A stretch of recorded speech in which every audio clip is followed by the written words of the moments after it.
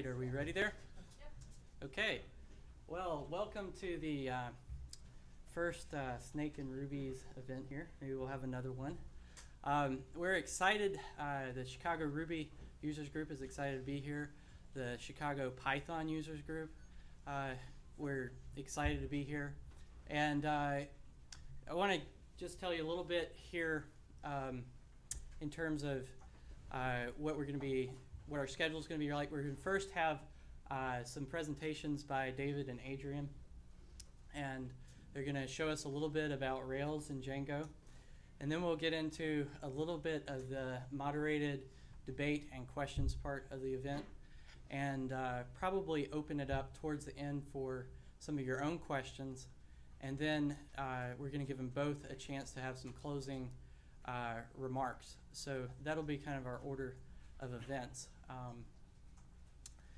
And before we get too far here, I want to just go ahead and thank the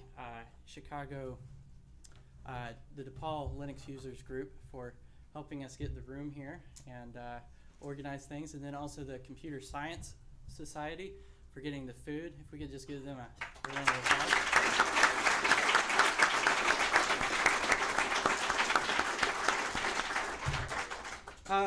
It was suggested that we go ahead and see how many people here are from the Ruby crowd and how many are from the Python crowd. So just a show of hands, who's here with Ruby?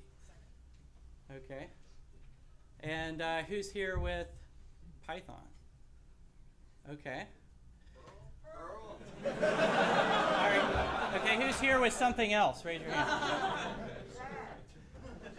Okay. We did try and get somebody to present from the Perl group, but there was no one who was willing to do that. Okay, let's go ahead and get started. Brandon, would you want to come and say a word about the Linux users group here? And then he's going to also flip a coin, and we'll see who will get to present first. So who's head and who's tails on this? Does somebody get to pick lots of the end?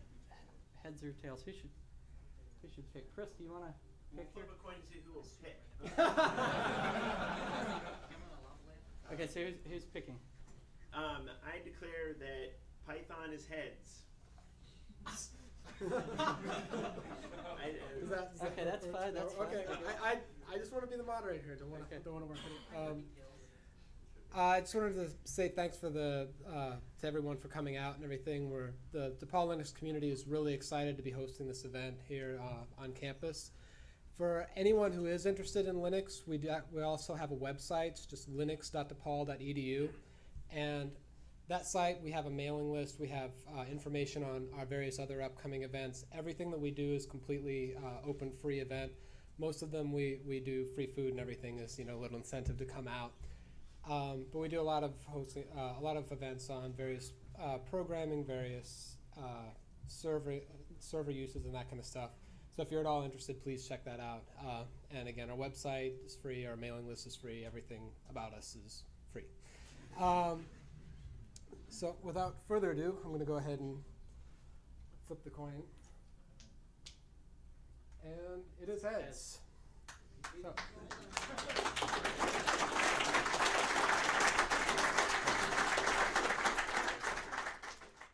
You guys as well. So who submitted a question from the web? Yay, all right. Okay. Okay, a couple of us. So, all right, this first series of questions here has to do with your motivation for creating your frameworks.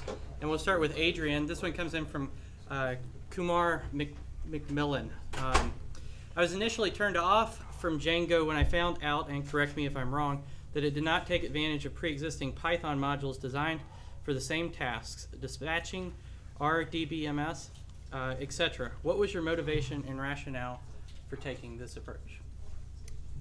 That's a common question. When we were putting it together about 2 years ago, we did take a look at all the other stuff out there, and at that point there was Cherry Pie, and what else did we look at?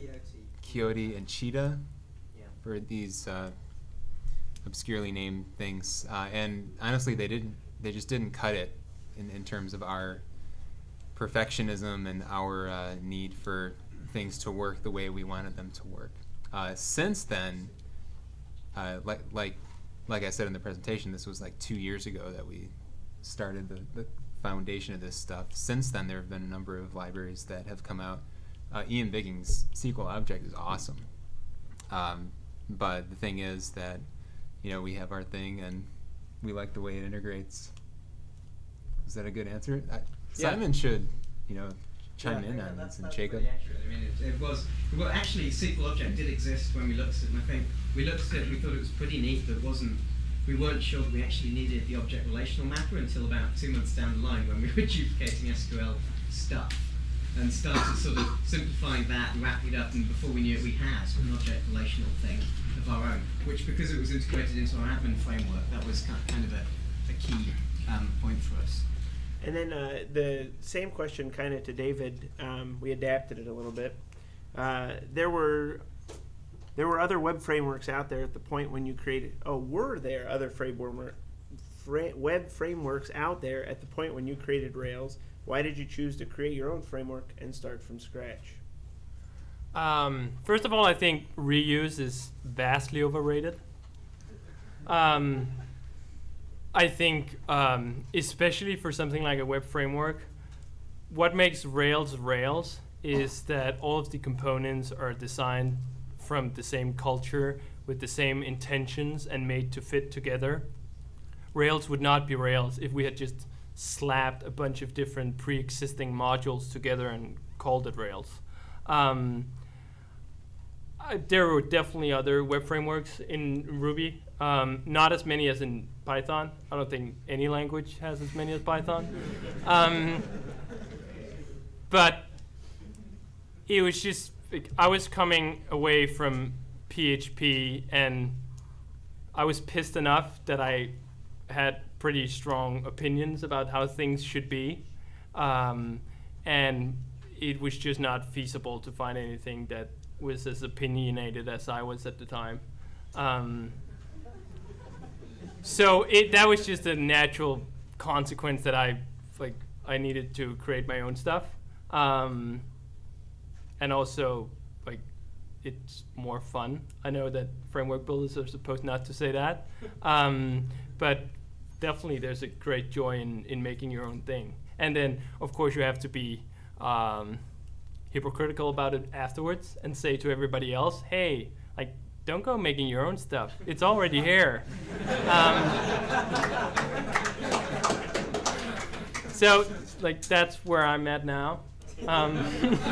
Okay, well, I think along that same lines, and this has come out before in some other discussions, but one of the things that's unique about both Django and Rails is this kind of full stack concept. Could you say a little bit, both of you guys, on that end of it? I think that's where I think Django is doing great. I think that was the right move to make. I think that even at this point, I would, if you had to make something where you had the intentions of encapsulating the full problem, solving the whole thing, I would much rather make something integrated from scratch. Take the learnings. Other people have done cool stuff. Look at it, get an idea, and then twist it to your own opinions. And that's how you get something that fits nicely together and feels right and feels beautiful. I think that a lot of the ugliness in web programming came from just stitching a Frankenstein together, and the glue made it ugly. I can get pissed at single lines in Ruby, a single line that just annoys me, where I feel like that line should not be there, man. And if I don't control all the ends, I cannot make that line go away. And that would make me unhappy. Do you have anything to add to that? My thoughts exactly. There's an incredible value in everything being together. I don't mean tight coupling, because that's an entirely different issue, but as long as it's loosely coupled and having things all kind of have the same basic theory and the same mentality is awesome. Okay, this next one is for both of you from Ed Boraski. Is Ed here? No? Because he asked a ton of questions on the website.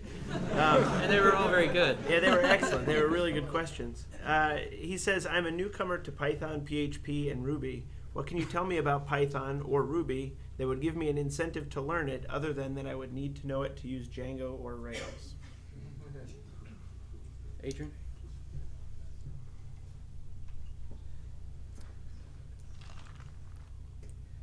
I guess I don't know what to say. You're supposed to give a rah-rah speech about Python and Rails respectively. Yeah, I don't know where PHP came from. I'm a newcomer to Python and Ruby. What can you tell me about Python, or Ruby for that matter, that would give me an incentive to learn it, other than that I would need to know it to use Django or Rails? Essentially what I think attracted Simon and me to Python in the beginning was it's, just like David was saying, it is beautiful. And I think the core difference between Ruby and Python is with Ruby, like Perl before it, there's more than one way to do it. And with Python, there's this very strong mentality in the community and in the implementation of the code of the language that there should be only one way to do it. It should be very easy to come back to your code 2 years after you've written it and immediately understand everything it's doing. There shouldn't be magic unless magic is, explicitly called for. David, did you have anything you wanted to say? I just want to make one observation. I find it, I know that is the Python slogan, one way to do it. I find it very puzzling. If there's one way to do it, why are there so many web frameworks? I think it's paradoxical because if you look at Ruby, there's Rails, and yes, there are a few others, but they're not like the dozens and dozens and dozens that Python has. Like, why would that not convene? If that culture was so strong that everybody agreed on the one way to do it, why would that not convene into a very small handful, at least, of frameworks? I don't. Adrian? I think that applies to on a more granular level in terms of single statements and functions and things like that. It's happening right now. The web turbo gears is basically the coalescing of a lot of the other third-party web stack components into its own thing. It's starting to, I think the Python web framework situation is kind of starting to come together. It may not end up as one way, but it may be that there's two. I think that did kind of happen at one time around Zope, and that didn't work out. So. I think I actually, in large way, subscribe to that slogan. Rails is incredibly opinionated. There is one way to do it where you get the most beauty, and then there are shades of ugliness down from there. So as the further you diverge from the Rails way of doing things, the more ugliness you introduce. So on at least on a framework building level, I think Rails is taking a whole lot of the Python slogan to heart. But what was the question again? I think so. You haven't mentioned much about Ruby and why you. Oh, right. I mean, you did share some about it, but. I think that, as my presentation was about, Ruby is the language where I can get most beauty. I can get the most beautiful code from Ruby. And that, different people have different aesthetics. And when I look at especially the active record stuff with the associations and so on, I just, that's what I want programming to be. And, yeah. And likewise, when I look at Python, I think that's what programming should be in terms of explicitness. None of this leaving off the brackets if you. Well, it's good that there are options, I guess. Yeah, exactly.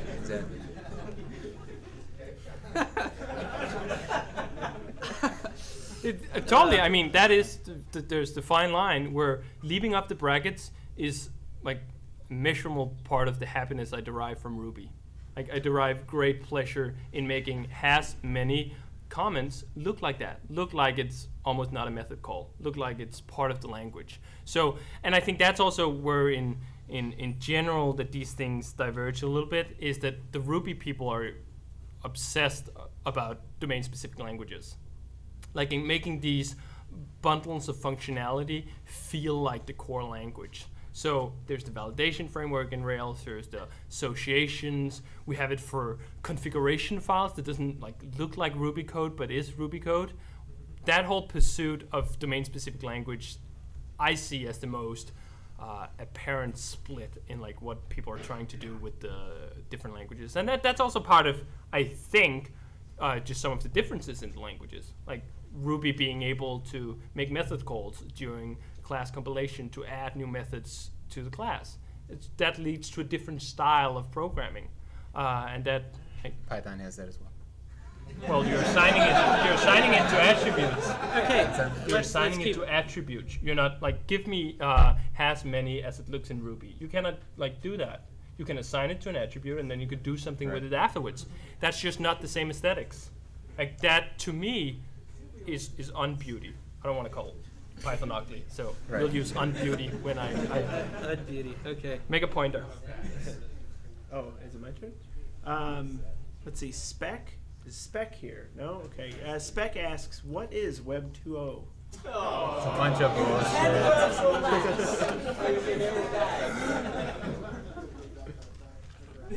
Jacob had a good line about this earlier. Oh, it's Web 1.0 with a fresh coat of paint. It was Web 1.0, but we'll make slightly less mistakes this time. That's right. We want to drop quite as badly this time. Okay. Let's talk about rivals a little bit here. Outside the two frameworks represented here, what other web app projects do you follow, and what do you find interesting about them? I'd say Seaside in Smalltalk, which is just this cool framework that's built on an entirely different idea than what we're doing with Rails. They're using continuations to make web applications feel like they were not web applications, and you don't have the whole request loop. I think it's not because I want it, because I actually don't think that's like that model does not fit well with my brain. But I think it's very interesting, and I think that's more interesting than doing yet another request-based framework. We have quite a few of those, so it's great that somebody else is just charging off in some other direction. I'm actually in my mind linking that to so a lot of people doing database abstraction, ORMs, and so on, and then some people came up with Prevailer, which was the idea of like keeping your whole database in memory. Like it didn't necessarily work, but it's pretty cool that somebody out there at least is pursuing different ideas. Okay. I don't follow any one or more particular projects like obsessively, but every time, I read hundreds of blogs, and every time someone writes about something, I check it out. So it's all about finding ideas, and inevitably every project has at least one good idea that, not inevitably, but usually every project has something that you can learn from.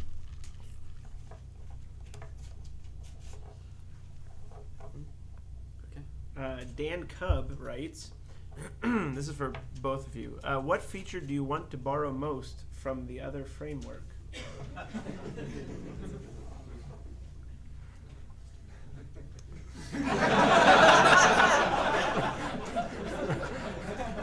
That was actually not meant as a gesture. No, I'd really like the admin stuff, not as a part of Rails as the framework, but as an application that would work with Rails applications. I think like a polished admin is cool. The approach that we've taken with scaffolding, where we actually generate something, it's like they've been compared in the past, but they're really trying to do two very, very different things. Like scaffolding is getting you started on your own application, and the admin stuff from Django is just a very cool way of doing admins. So I'd love that as a Rails application. I was trying to think. I like the Ajax stuff in Rails, but when we were, this is a long-running question that we've had in the Django community is what does Django Ajax support mean? I mean, are you that bad at JavaScript that you don't know how to use XML HTTP requests? I mean, we've Yes. See, that's just something we don't fathom. It's like, why should a framework that deals with back-end server stuff output JavaScript. I mean, it's kind of the same question. That Don't you output HTML? Yeah, but I mean, you made the same distinction that why should Rails offer RSS and Atom frameworks? It's just different priorities. It's kind of different philosophies. So that's not to say that Django won't have an AJAX thing, but it's a matter of figuring out what the heck would it do.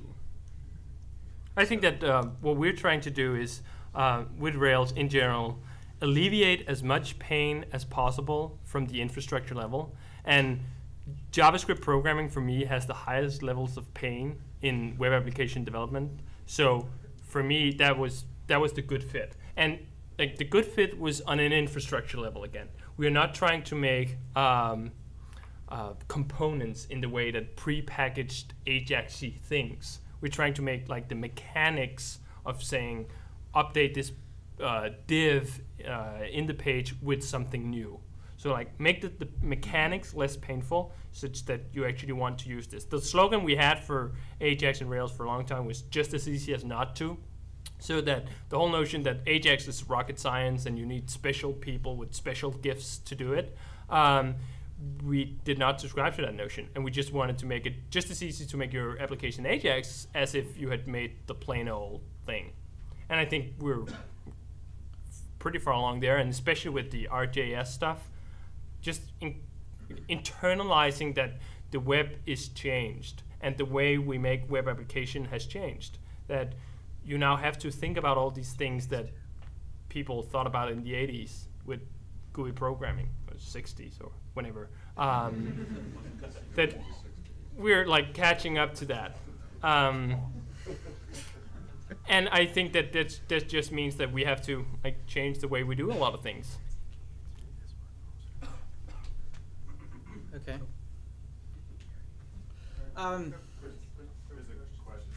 Okay. Isn't Ajax a necessary part of the view if the view is considered to be dynamic and model view controller? Well, I definitely think that JavaScript is the view. JavaScript and HTML are just two technologies for rendering the view, which is why like I see it as a fit for a model view control framework and a natural fit for it. So what then is the Django perspective on that issue? The perspective is like on Chicago Crime, where you go to the site and you put in a bunch of criteria that specify the crimes that you want to display on the map. And that I just wrote a view function in Django that gets the stuff from the URL and returns, instead of an HTML page, a bunch of JavaScript. So it was easy. That's the other thing. The other thing is that like there are a few ways to do Ajax, and we're probably taking the least threatened path in Rails. Like the common way people describe Ajax, and a lot of people use Ajax, is by shooting JavaScript back and forth the wire, and then doing JavaScript on the client side to generate these new pieces of HTML or update the HTML. That's the part that made me like not want to be a programmer, because creating new HTML elements in JavaScript on the server side is hugely and immensely painful. And the approach we took was that how can we take as much JavaScript out of the JavaScript as possible and still like get the same feel? And that's how we came up with the approach of returning interface elements. So we're often returning like a new piece of HTML that is then being inserted into the page instead of returning the data and then generating that HTML that goes with the data and then updating it. Because that's the painful part. That's where you get repetition. Like you already have a representation of how this view is supposed to look in HTML, and then you're duplicating it once more in JavaScript with create DOM tags and so on and so forth. That just felt very undry to me and very painful. What about caching? Does Rails support caching of pages? Yeah. Yeah, totally. We have a very like a 3-level caching framework. So you can cache pages, which is where you just leave control to the web server. You cache a whole page, and it can like do thousands and thousands of requests per second. You can cache a action. That's where you need to cache a page, but still run filters. So for example, you need to cache a page that sits behind authentication. So you run those authentication filters, and then the action itself is cached, and then you run the other filters. And then we have very granular level fragments, as we call them, cache fragments, where you just say cache from here to here. and that can be inside a page or wherever. So yeah, we had like born out of the same need. Like we were launching to the list and free application and thought that will not scale, and then made it. Do you have that rolling MRU caching? My CS is still so distant that I do not remember what MRUR is. Most recently used, where you like so you put a size on the cache and bump everything. Yeah, you have so much stuff to cache, okay? Right. That it drops off the stack. It drops off the stack No, eventually. no, we don't. I have not had so much stuff to cache that I was running out of disk. That's how the Django memcached. That's why Django kind of does some pretty interesting stuff from.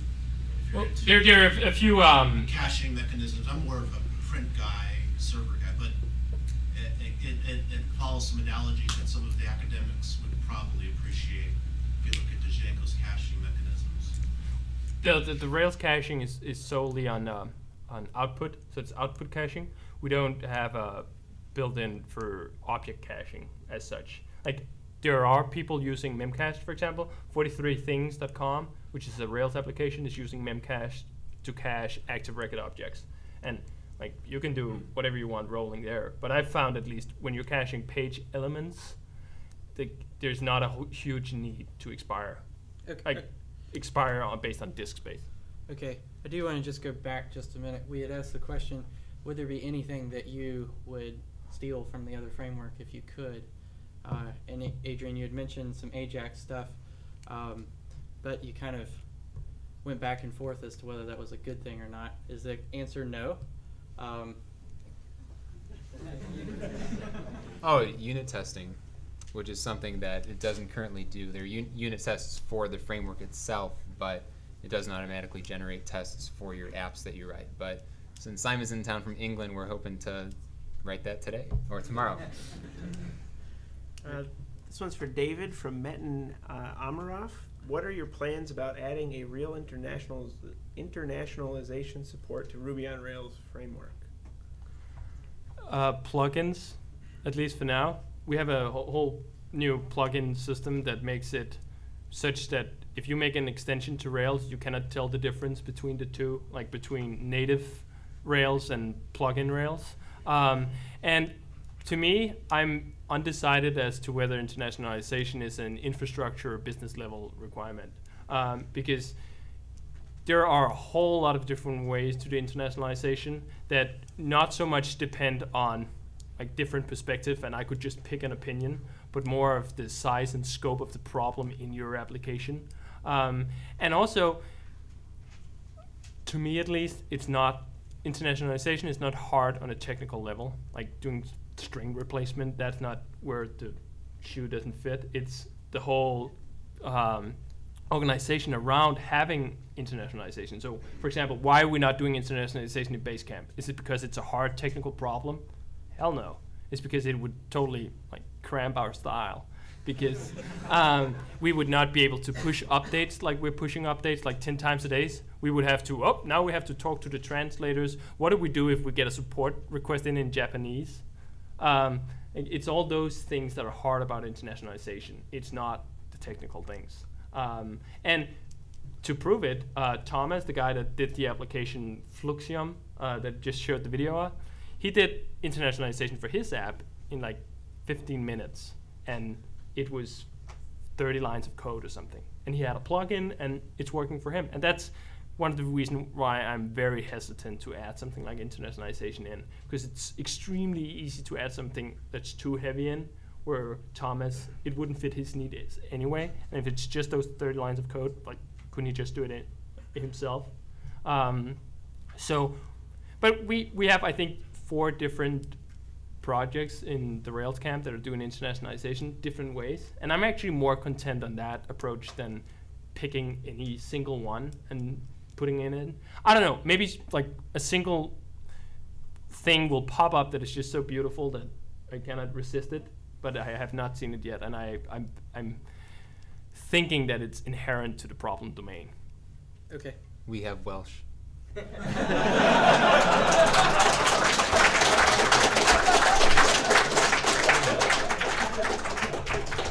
Okay, this question is for Adrian, and it comes from Damon. With all the template engines already available, Smarty, Cheetah, ClearSilver, etc., what are the advantages and disadvantages of using Django templates over something else? Well, Smarty is PHP, and our language has foundations in Smarty in terms of the syntax. But Cheetah, I think that was one of the ones we looked at when we were first writing it 2 years ago, and it was, I don't know if that was the one. Embedded Python, which is dangerous, and there was this whole compilation step and stuff, which looked a bit overkill. The main design philosophy for the Django templates is that the person editing the template is not necessarily a programmer, so that person shouldn't have to know Python or Ruby or PHP or whatever. There's still logic available, if and for statements and all that, but it's not the whole scope, and you don't have to learn an entire programming language. You just learn a bunch of tags. Now here's the pushback. I'm working in a shop where I used to be the only programmer, and we had 3 designers. So I'm definitely under the constraints of having designers tell me what's a good fit for an HTML template. And what I'm finding is that it's not the Ruby they have problems with. Not being a programmer means not understanding programming, which means not understanding loops and variables. And so any way you spin it, whether it's curly brackets at the end or hard brackets, it's logic, and that's the hard part. And what you just need to do is make sure that the logic that is in the page is only page logic. And as soon as you arrive at that point, which you can do with a programming language, or you can do with a template language, or you can do, and it's deceiving, I think, actually, to call them template languages as though they were different for programming languages, because they're not. What makes a programming language a programming language? Loops, variables, so on and so forth, methods. So I think that what I found using Ruby on Rails that has Ruby in the templates was that it was so not a problem at all. And designers are not going to create the initial logic anyway, because they do not understand and grasp the concepts of programming. So they will not be making the programming context. What you need to do is make sure that they don't get in the way once they're there. So you don't want these huge blocks of code that totally obscures the HTML that the designer wants to work on. So, but that's a separate problem from what do you put inside the text. More or less, that doesn't matter. At least it doesn't matter if it's readable enough that, for example, in Ruby we'll have if person.admin question mark. Oh, wait a minute, that probably means that this block applies if the person is an admin. So you need that level of comprehension and delivery to the page designers. It's a pipe dream to ever expect them to learn any template language. They will never learn it. I've tried that with Smarty, I've tried that with a whole lot of things. They're never going to be those experts that write the logic from scratch. They, at some point, might be proficient enough that they can modify stuff that's already there. They can move stuff in and out. That's what I'm finding with Ruby. They're moving stuff out of the admin block, in the admin block. And they're saying, oh, truncate 10, I can change that to 15. And that's the level of interaction I think is appropriate between designers and programmers. Okay. I guess we just haven't found the same thing, because our designers are not programmers, but they picked up the template language really, really quickly. Does that mean they create new templates from scratch with new logic and a lot of it? Yeah. In fact, we built an application on top of Django which kind of gives them a whole bunch of objects that they can mess around with that tie into actually to the file system. So it's kind of hard to explain, but we gave this to our one designer, who then built an entire site just using template tags, these sort of simple template tags we provided, creating new templates and such like, because we have this concept where you can set Django up to fall back from a URL to look for a template matching a certain name. If that's not there, fall back on a different template. If that's not there, fall back on another one. And that was enough for this guy to write actually the Chamber of Commerce site that Adrian put up. Most of that was written completely by the designer, although he was a pretty smart cookie. So. Yeah, I think that there's definitely a bleed between when it's a designer and a programmer, and we're seeing that bleed in like one of the designers, 37 Singles, made his own Rails app, and great, all right.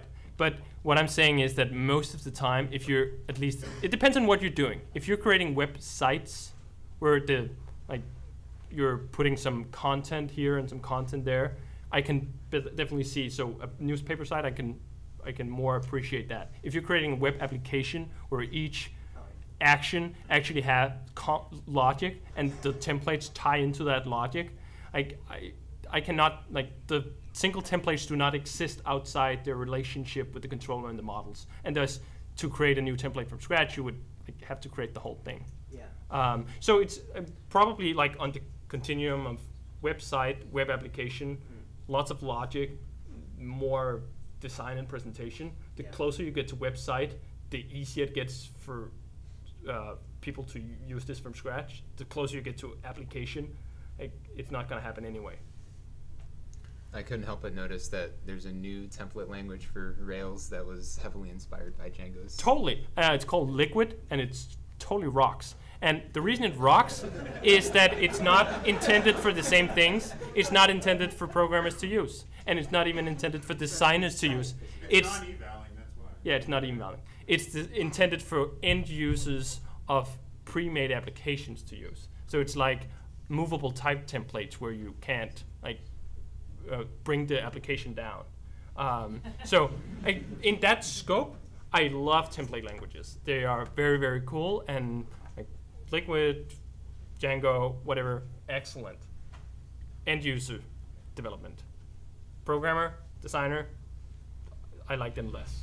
I think part of it is that we see our designers as end users in a way, in that we see that we're building applications, web applications for our designers to use. So we're building a bands database, but our designers are building something on top of that bands database. That we're maybe as programmers, we're just clear on what a band needs to describe. The designers have an idea of what they want to do with it. So I think part of that is that we see that relationship between us and our designers a little differently. So it depends on the nature of the designer, whether they're and the nature of the application. So the website application split, I think is, and I think that's also why it's cool. The Django seems like they're doing somewhat slightly different things, or at least they are coming from different origins. So coming from, and that you can see that in everything. Like the admin is for websites and for knocking up websites quickly that needs this admin, fucking great. I mean, excellent. For making, could you make something like, how much would it benefit Basecamp? How much would it benefit these other things? Not so much, because we cannot use these prepackaged things. Here's how it would benefit Basecamp. It would give you 37 Signal staff just an easy way of browsing that data. And that's why it would be cool to have as an application. Though when I'm doing that, which is mostly me doing that, I find that the interactive Ruby shell, which we've encapsulated into Rails as script/console, which gives you access to the domain model, is actually often more helpful, because whatever you do, if you make a generated interface, how are you going to represent custom methods? You can't. You can represent attributes, and you can pre-design for some custom methods to be there. There's no way to do method calls.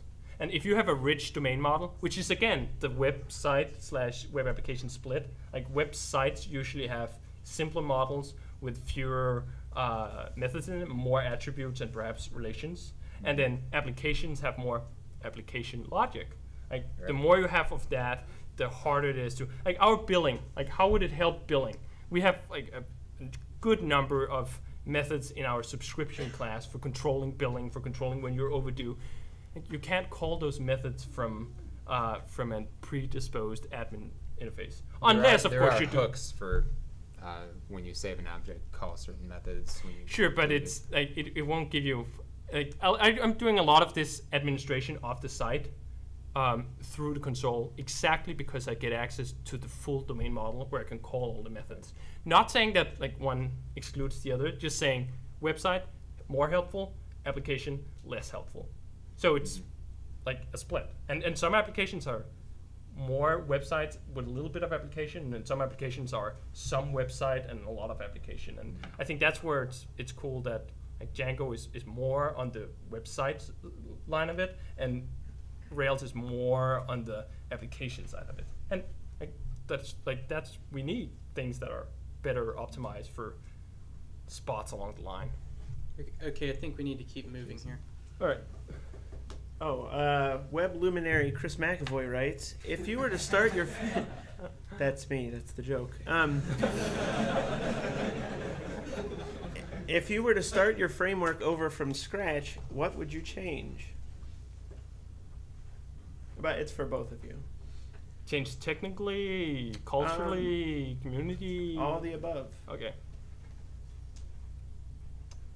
I would change some of the ways that Django models are imported. There's a bit too much magic for my tastes at this point.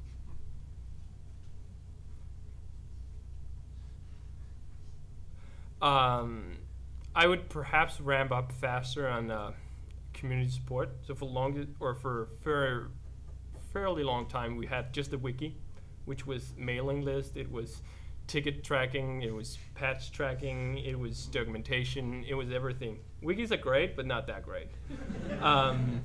And we probably could have benefited from slightly earlier ramping up on community level support. Okay, here's another question. I can't pronounce his name. Jaroslav Zabiello. Zabiello. Is he here? Okay. He says both frameworks have no official final versions up today. Although Ruby on Rails is in a better position with its RC4 release, and Django code is still available only from subversion. When do you plan to release the final 1.0? Okay, so this changed recently. Yeah. Where are we at on Django? A lot of people were asking, can we have an official tarball for it? We did that on purpose at the beginning because we have no guarantee of backwards compatibility until we have 1.0. So we kind of wanted to force the cultures so that it would only be early adapters. But a lot of people were asking for it, so we added a version 0.90 tarball. So what was the question? When? Did I answer it? When are you going to do 1.0? We have a list of things on there that mainly are backwards incompatible changes that we want to fix. And once we get all those, it's good to go for 1.0. And then we get the screencast that will freaking blow your mind.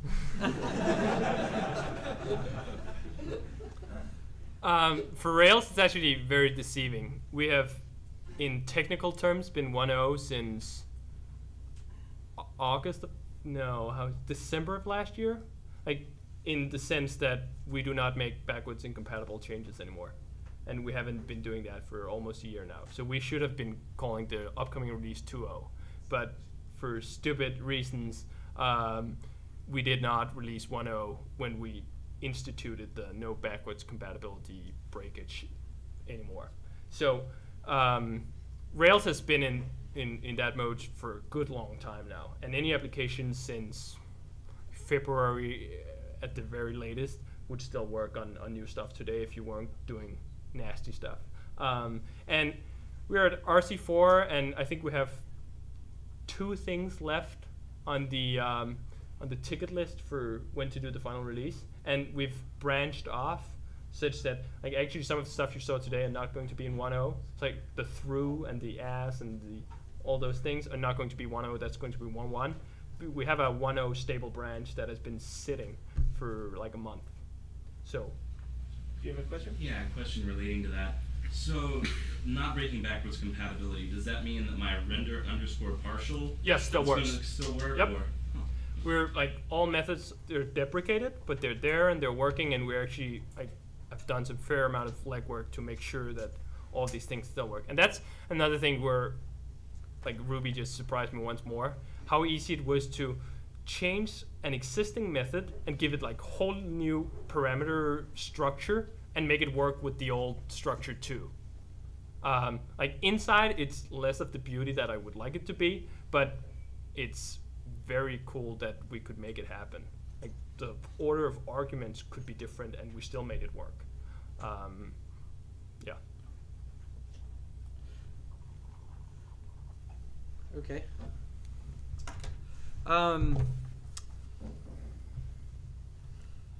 See, we have this final question here. This comes from Why the Lucky Stiff. He asks, looking a bit beyond web frameworks, how do you envision the world coming to an end?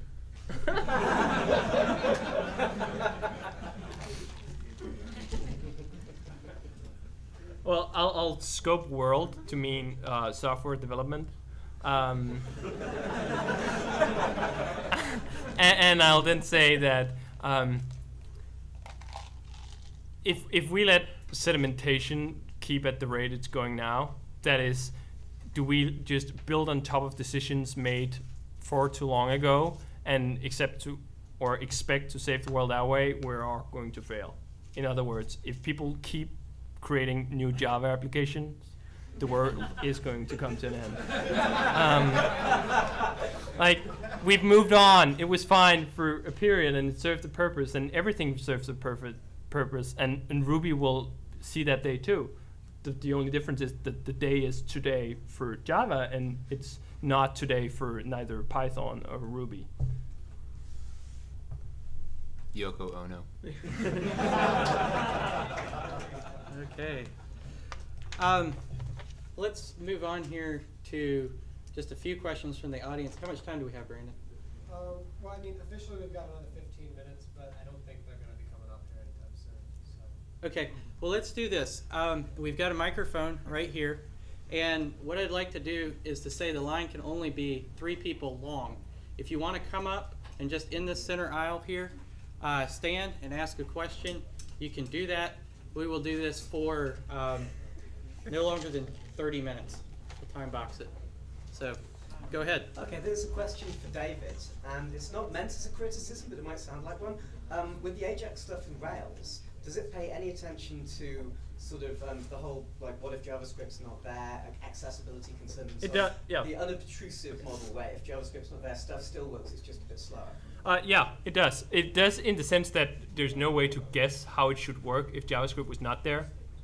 What it does is allows you to specify like different paths. So for example, when you're doing a form remote tag, which is the form tag for submitting a JavaScript request, you can specify a fallback URL.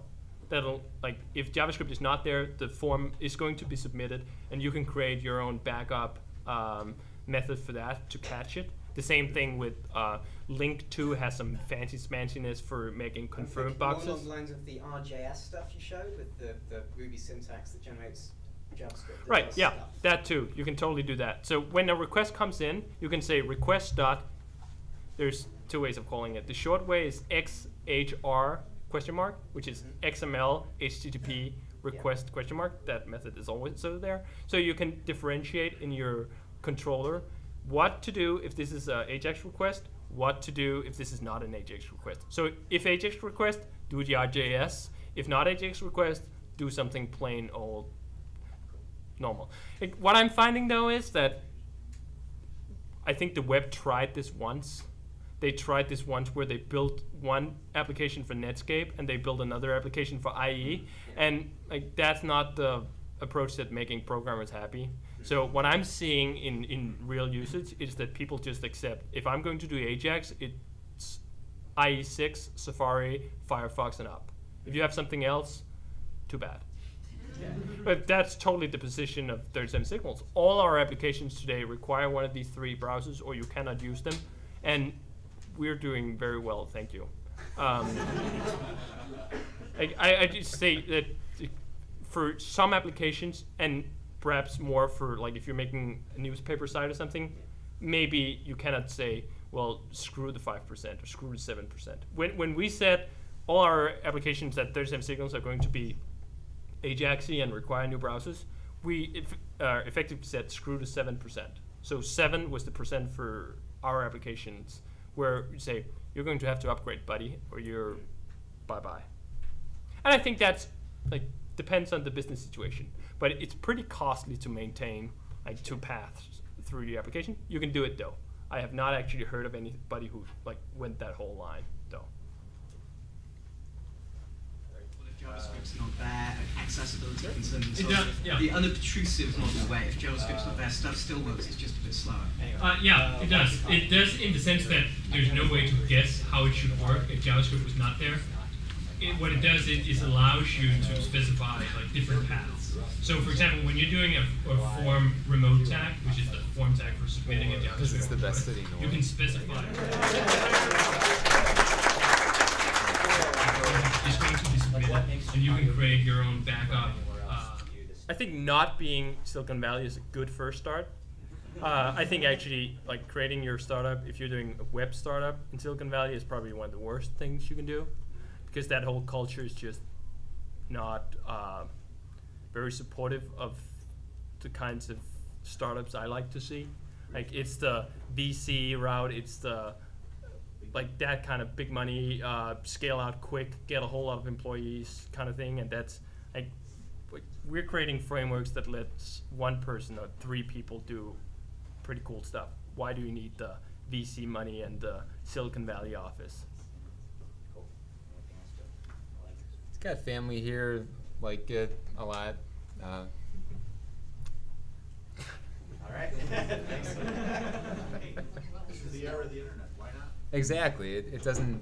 I mean, the post is nice enough to let me telecommute from here. And when I was arguing for it, I said, hey, it doesn't really matter where I am. It's web stuff. You can be anywhere. We found that with like I lived in Denmark until 2 weeks ago. Worked pretty all right. We have the other program we have is in Utah. Works pretty all right. Like for this stuff where you're decreasing the amount of interaction that you need to have, like works pretty cool. Like all you need is just to be in the same time zone at least like a couple of hours a day. I could definitely see how Australia or something could be hard if people don't work at night. But otherwise it's almost who cares. My name's Larry Garfield. Question for both of you. Where did you come up with the names for their respective projects? They don't seem to describe the projects themselves unless I'm missing something about them. Django is named after Django Reinhardt, who was a jazz guitarist in the 1930s and 40s and early 50s. And what was remarkable about him was when he was a kid, he lost the ability to use these 2 fingers, which if you're a guitar player is very, very difficult. So, but he overcame that by just practicing and practicing and became so incredible with those 2 fingers that he basically did more with those 2 fingers than pretty much any guitar player does with all 4. We listened to a lot of Django when we were writing it, and his music has this elegance and this just it's perfect. Beauty, exactly. and I guess you could argue that using Django you can make a website with 2 fingers. Bear that in mind if I ever lose any. Rails sounded cool. And of course the whole on Rails experience that you can go really fast if you just want to follow the Rails. And I was like looking at struts and other shortly named frameworks and just thought, hey, Rails, R, Ruby, cool sounding. Cool, let's go. Hey, it's not a, I didn't have a story, sorry. It certainly didn't stop you from telling one, though. My name is Brandon. Wanted to thank you guys again for coming out and everything. My main question was, a few minutes ago we were talking about you guys both are very close to the official 1.0 release. And just sort of from the, I hate to use the term, the marketing side of the development and everything, what are you guys doing to contact like web hosting and everything? Because right, we've all had a lot of fun bashing PHP, but the fact of the matter is I can go to any web host out there and get a web server capable of running PHP on it. And there's very few, if any, that will do Python or Ruby right now. So what are your organizations doing to help alleviate the problem of not having the web host support for Django and Rails? That's a great point. The thing that we have done at this point is we go out of our way to list all the hosts that we know that do host it. And the other lead developer, Jacob, is starting a little side business, Gypsy hosting. But yeah, that's a valid thing, valid concern. Well, actually, let me be contrarian and say it's not. Because when I was switching 37 signals over to Ruby, Jason would ask me, so like, there are 5 million PHP programmers out there. Like, how many Ruby programmers are there? And I would ask, how many do you need? Like, do you need 5 million? Do you need 100,000? Probably not. Do you need 10,000? You probably need just like 2 or 3. Like, it's kind of the same thing with web hosts. You don't need 5 million web hosts to host your site. You just usually need 1, perhaps 2. So if there are 20 or 30 or 50 available, it's probably good enough. And I think like that's my response. It's a non-issue. It's an issue on like that scale of we need 5 million PHP programmers. With regard to that, hiring people, we had the same question when we decided to write our framework in Python. The boss said the same thing, and our response was, in addition to what you said, it's with PHP. You know, people learn that because they want to get jobs. With Java, they learn that because they take computer science courses. With Python, you learn it because you love it, because you want to experience the beauty. And I'm sure it's the same way for Ruby. So if I'm going to hire someone who's a Python programmer, chances are that that person is going to be good. Totally agree. Like, you're only going to get better and higher quality people when you pick from niches. And I think actually the same applies to hosting. So for the hosts that actually like pay attention and get on this, chances are they're probably of higher quality than the people who, I've got PHP like 4.0. Right. Holy hood. And hosting is so cheap anyway. Like, who cares if you're paying $5 or $12? If you care, Ruby's not for you anyway. So. Hi, my name is Arthur, and I'm new to Ruby and Python. I just want to know if you guys would like to see improvements in Ruby and Python integrations to the web framework, if you have any.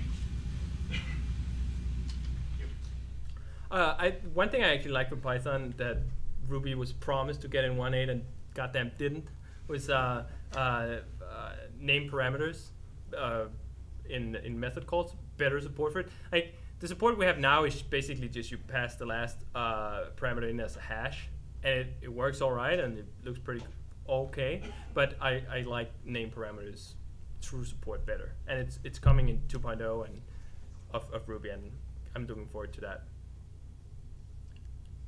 The one thing that I can think of is a better way of distributing Python applications. There's this framework called distutils, but it's kind of antiquated, and there are a number of third-party solutions, but they're not part of Python proper, so that would be nice to have those in there.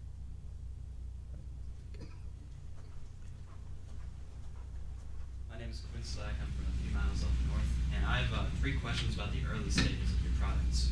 First, how did you drum up developer support for people who contributed?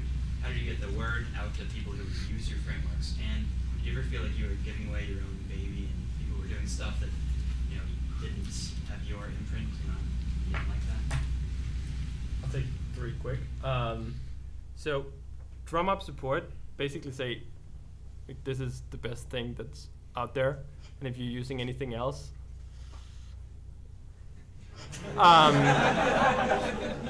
2, what was second? How did you find contributors and convince them to get on board? Well, that was 1. Oh, how did you find people to actually use your web developers to use it? Well, making a stir, like taking a big target and then picking on it. I really recommend Java. It works great. Like, there's so many Java programs out there, and you just like have to poke to them a little bit, and they'll go like bananas and link to you like mad. And if you poke them in the eyes, like, they'll go even better bananas. And that works pretty well for like breaking through the early awareness wall, where basically what you need is just like get it out there. Then you probably want to switch horses at some point in the game when you want those Java programmers to come over. And like, that's a good idea, and I hope that we've done that at least somewhat when we can resist the temptations. I forgot the third one. It had to do with the baby. Your baby. Oh. I solved it by like for the first 9 months. Like there was one committer, and like I think it is actually one of the hugely and most important things you can do in an open source framework is by not accepting contributions for long enough that you have pretty stern culture in place. If you open source too early and release too early with not enough stuff in there, people are going to see this as somewhat of a blank slate that they can write on, and they can take it somewhere that they'd like to go, and that's just not the way you get one cohesive vision for a project. Like you need somebody to say, this is the way it's gonna be. If you don't like that, like there are other projects for you to pursue. And I think that it's so important to stick to that line for long enough that the culture is just accepted. Like there's no argument that, well, there was an argument, but after we settle that, there's no argument that Rails is doing pluralization. Like it's not up for debate. And if people try to take it up for debate, like the culture will alert them to the fact that it's not up to debate. And I think that that's just appropriate project management to like not waste time with those silly things. Like I'm not going to change this whole thing just because you came along and said so.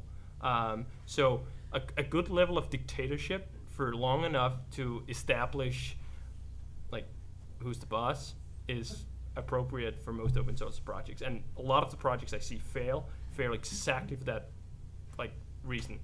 Inviting people in too early and then it'll split apart. Riffing on that, we are in a slightly different situation. The committers are just Jacob and I, and we just added Hugo, who handles just the internationalization parts of the code.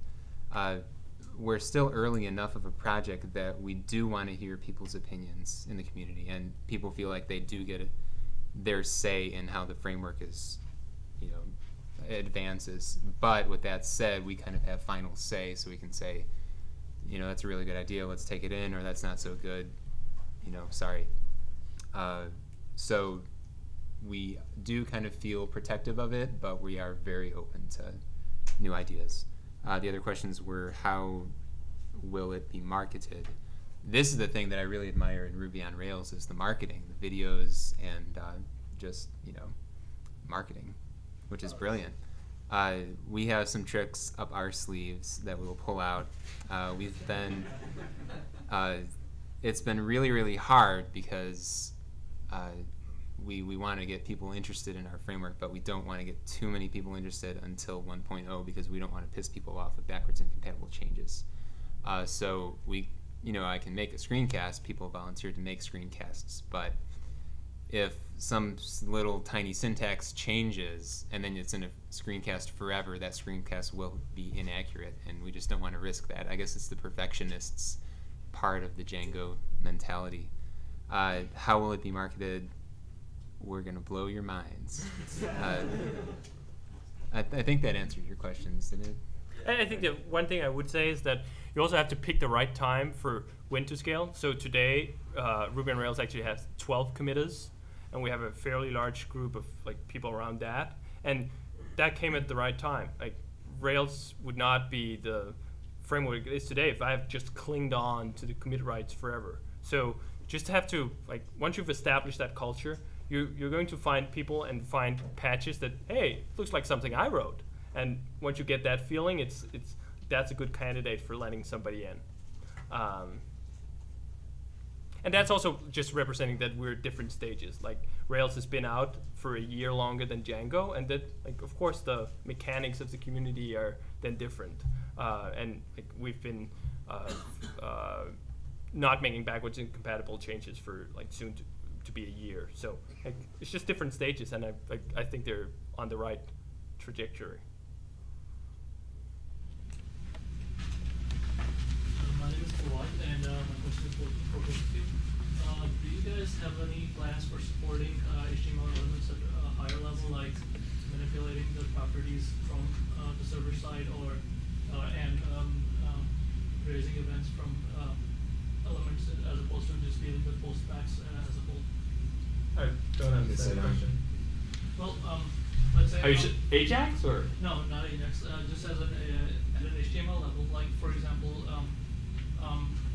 ASP.NET and on the Java side, there's a project called Chemistry. They have the support for raising events from the client side that get passed on magically through the server.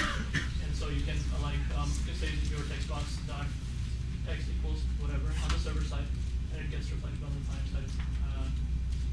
It's like a direct Java channel through a separate frame, like an invisible frame. Exactly, except that it happens through the form, through.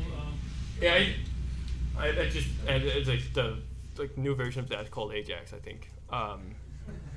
Like it's like hidden iframes and stuff. That's what people did before they got Ajax. Well, it's not exactly that, because with Ajax you still have a particular point in your HTML where you're writing it. I'm not really familiar. Is this the stuff where in ASP.NET everything's wrapped in this massive do postback? Exactly. Yeah. Oh, I personally find that incredibly upsetting. it makes me very sad. So I'd hope to never see anything like that in Django, but that's just a. Well, I think that what we're actually saying is that text field dot something equals something. Yeah. Did you see the RJS example? That's basically that. Like in Ruby code, we're saying page dot like the div sidebar, replace that with something else. So that is actually a server side. The thing, ASP.NET did that. It actually gives you a sort of DOM style API to manipulate your HTML. Exactly. And so on the server side, you can say that on your text box, when text box gets a focus, you send an event back on the server side saying that that text box got a focus. So you don't really deal with it at the HTML level. You just deny that. Right. HTML ends up being really clean, right? You're just manipulating the DOM from the server. Is that what you're saying? Well, I ensure you that the HTML display is not ending up. Well, there's a project that used to be back in the day called Hydra. That kind of, I don't know, didn't quite catch on, but the whole HTML, there was no code in it whatsoever. You would just manipulate the DOM and you get the server side completely. Is this like behavior, this project? Yeah, I think that you can get all those things that you want using Ajax. Like and what the .NET guys are doing is just that's their step, and they'll finally get to Ajax someday. I think it's called Atlas, and it's going to release someday. Those approaches just don't seem very web-like, and I think what both Django and Rails is a lot about is like embracing the web as it is, like embracing HTTP and embracing HTML, and not trying to like be too high level on top of it. I think a lot of the ASP.NET stuff is so they can support the sort of WYSIWYG Visual Studio .NET style way of developing.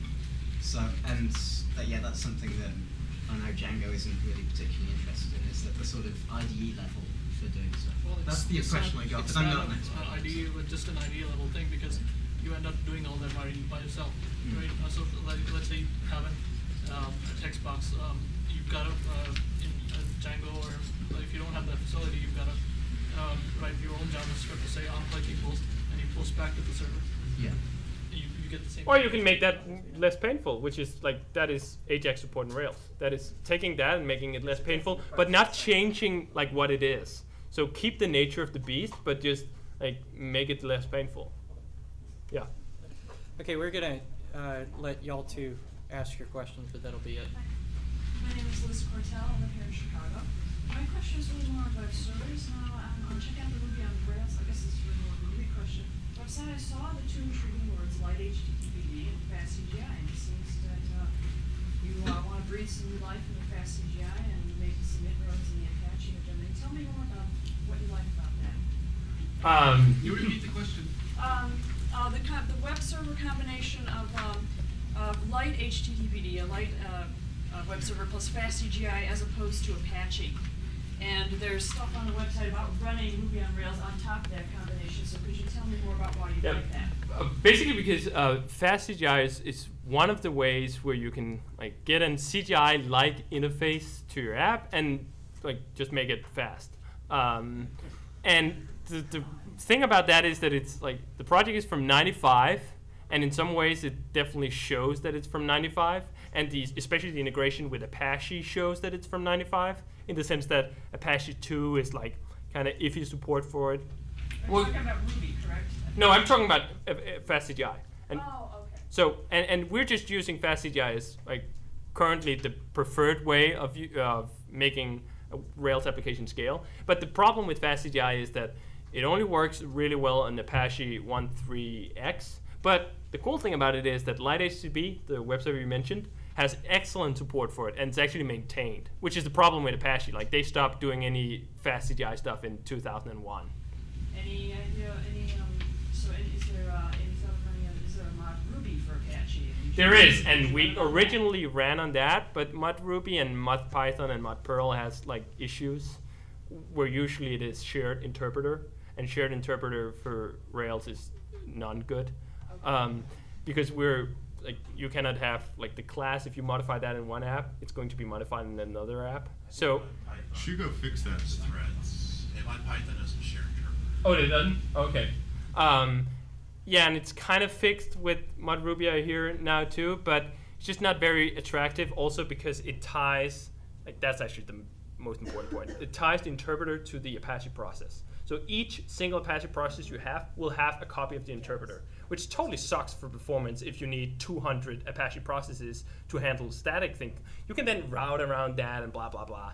But like bottom line is that FastCGI is just like doing it better for application type setups. And FastCGI works really well. LightHTTP works really well with 1.3x of Apache. Doesn't work so well with Apache 2. So there's a new modern version of FastCGI coming, which is called SCGI, which is, I hear the Python guys are using quite a bit, and we have a good project with Rails too, so you can use SCGI, and SCGI works with both LightHTTP and Apache 2.0. So basically, the like why are people interested in SCGI right now seems to be to get Apache 2 support. So all of the production, like major production sites I know of that's using Rails are like on FastCGI, but SCGI. Or more Apache, but also some LightHTTP. LightHTTP had some issues for a while on file uploads, and they're presumably fixed. I haven't actually yet tested it fully. Do you know? Yeah, it's. I like to see somebody running a high-load app on it. FastCGI is an acceptable combination. Oh, totally. It's like it's solid. And we're using that for Basecamp. We're using that for Backpack, and we're actually using LightHTTP and FastCGI for Writeboard and Tadar. So we're doing like it all at 37 signals.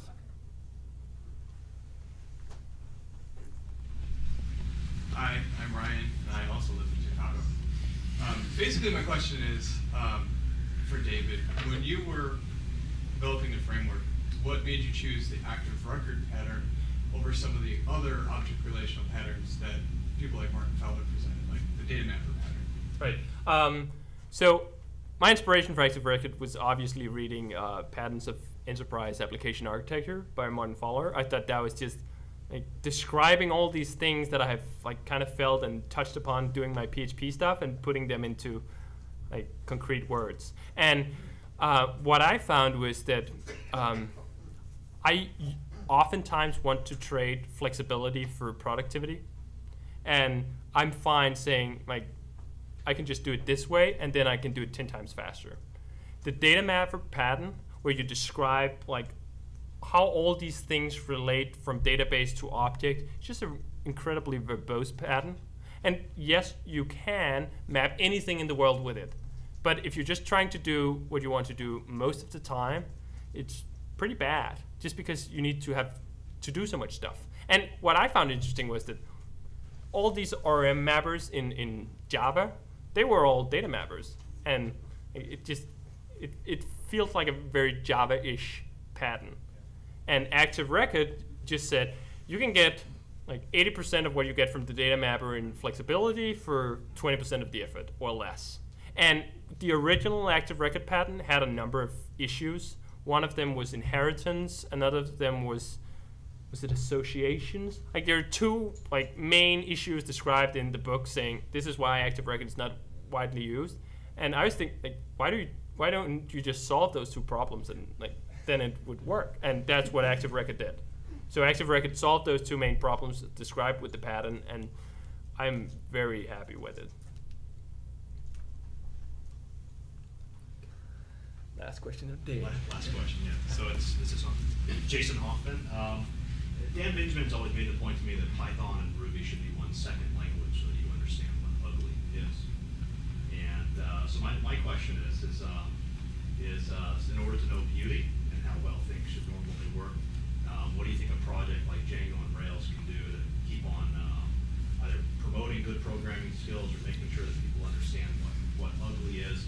And when can we get to the point where we're able to hire people who are good programmers who aren't ex-PHP and ex-Java?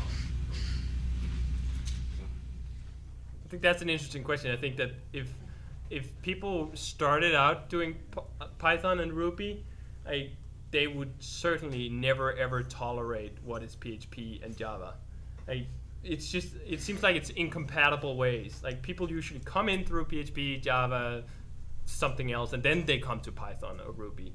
Like it'd be a very interesting world, a different world. I think we would have like grander scopes if we started out in Ruby and we're not like limited in our thoughts by backgrounds in PHP and Java and other lesser languages. One of the things I would like to do with Django is migrating to Django from PHP, from Java, from Rails, in the style of Dive into Python.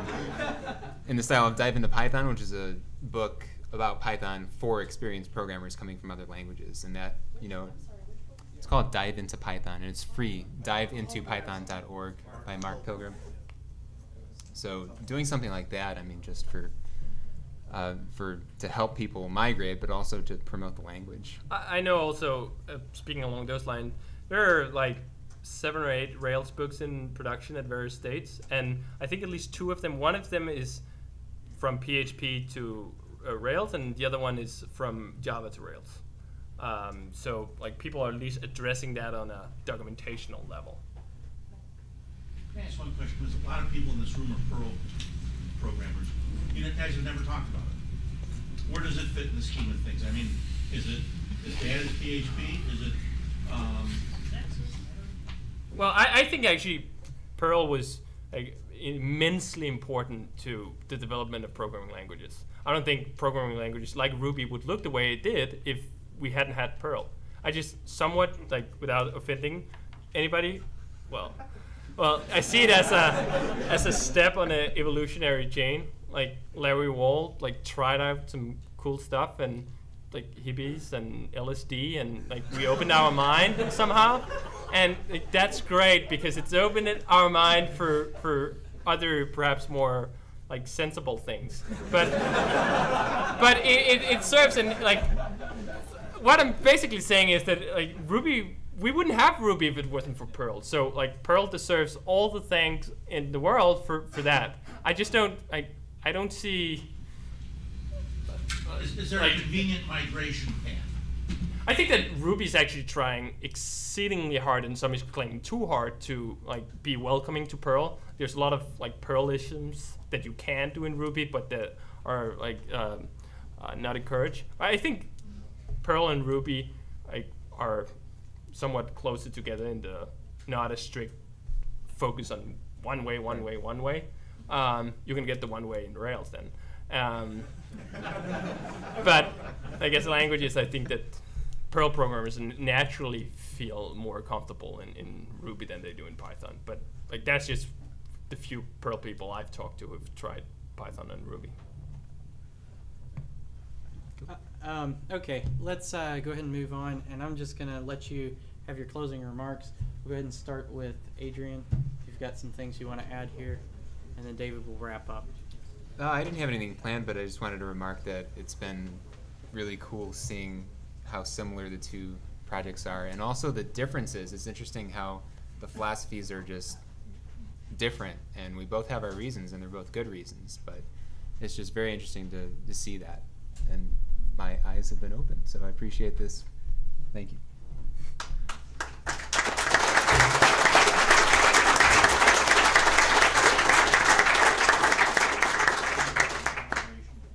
I'd just like to say that if you're not going to Rails, you could do a lot worse than going to Django. So if there wasn't Rails and something called Ruby, I might be doing Django. So what I'm saying is that these things are like more people should get on the dynamic train and like get off these statically compiled dinosaurs. And I think it's going to happen. I think that there's a tipping point coming, where not only a tipping point in number of users using it, but also just in the mentality of what do people consider productive programming languages and productive patterns. I think we've, over at least the last 2 years or so, been starting to see way less of like the repeating of why you need static compiled languages, and that's the only way you can get reliant programming or whatever it is that Gosling is babbling about. And I think that that's great. I think that we are at a point of evolution for the masses. And I'm extremely excited to see, like, is that going to happen over the next 2 years? Okay.